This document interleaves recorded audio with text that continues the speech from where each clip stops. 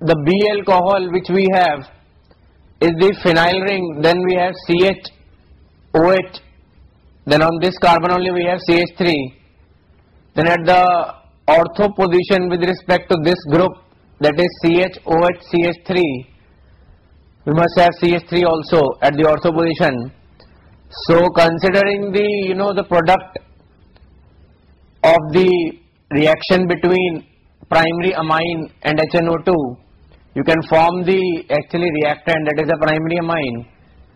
So actually it is very simple. What you need to do is you replace OH of the alcohol by NH2. So that will be a primary amine, but that primary amine you can say that it is on a secondary carbon. So this will be the structure of A, that is on the phenyl ring you have CH, then NH2, CH3, at the ortho position we have CH3. So therefore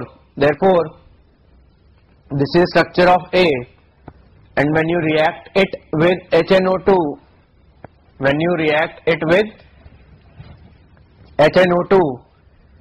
it will form alcohol, that is phenyl ring CHOH CH3, and at the ortho position CH3. Now this B, as per the information in the question, on oxidation gives dicarboxylic acid.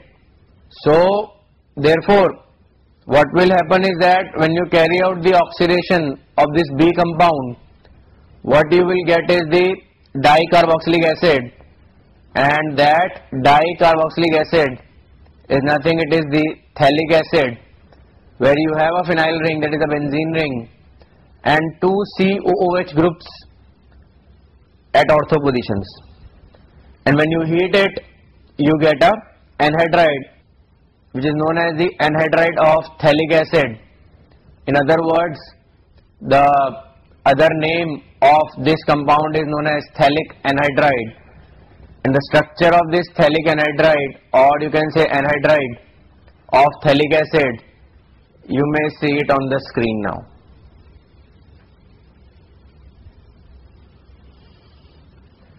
Well, the next question now we have is that A, B, C, D, E, F and G are amines, each of which forms a hydrochloride containing 32.42% of chlorine. Then it says A, B, C and D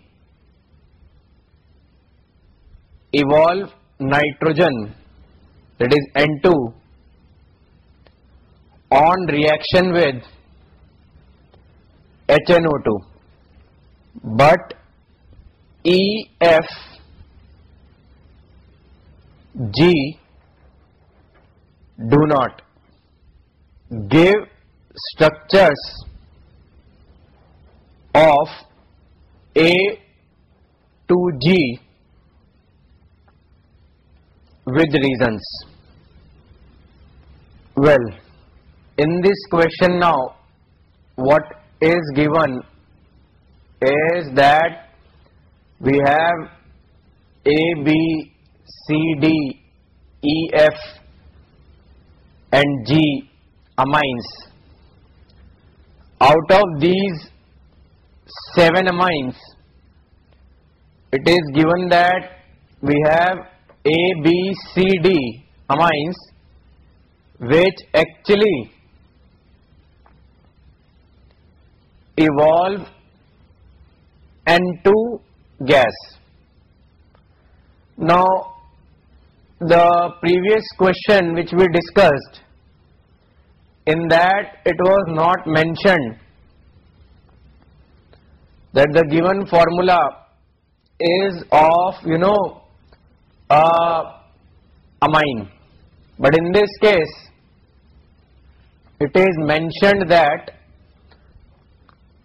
A, B, C, D, E, F, G and H are the amines. So therefore in this question you can say in a way that it is easier to identify that these amines, when they will react with HNO2, only the primary amines will actually evolve N2 gas on reaction with HNO2. And it further says that E, F and G do not evolve. That means these are not the primary amines. But in this case, if you see that one information is given directly, but the other information, that is about the molecular formula, is completely missing. So if you compare this question with if you compare the information of this question with the information of the previous question, what you can say that in the word problems only one information is given to you in some form. In the other word problem, what you find is that if one information is given which is not given in the other word problem, then some information will be missing in this word problem. So there is up till now we have discussed a number of word problems, and we also talked about the thought process, what way should we think or what way should we go in a word problem. The first thing, first of all, you should identify in any of the word problem that what is the critical or any information which is given to you. So anyhow you first of all extract that information so that you will be able to start your thought process. So in this question, as it is said that 4 of the amines out of 7 are basically evolving nitrogen gas. So the thing which should strike in your mind, that those four amines are basically nothing, they are the primary amines. So therefore A, B, C, D will be the primary amines, and rest of the amines, that is E,